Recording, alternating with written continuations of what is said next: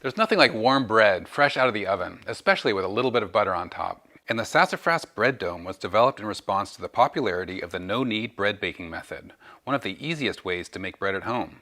Jim Leahy of Sullivan Street Bakery in New York made the recipe popular. Throw the ingredients together, let the dough rise, and the bread is ready to bake. And while the shape of the bread dome is inspired by a traditional Dutch oven, the curved sides of the stoneware forces an upward rise of the dough, leading to a nice rounded shape of the final loaf. It's ideal for a 1-pound loaf of bread, but you can also use it for stews, roast chicken. It holds heat just like a brick oven. Sassafras was founded 33 years ago by a husband and wife team, Nancy and Stephen Schwab.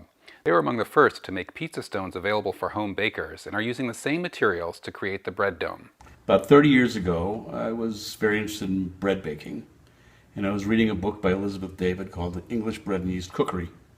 In that book, I saw a picture, a fragmented piece of ceramic that now is in the Tate Gallery in London, that the Etruscans used 2,000 years ago to bake breads with.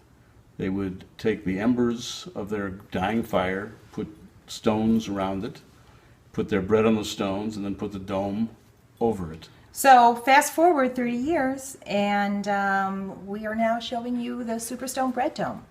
And the bread dome bakes a fabulous loaf of bread.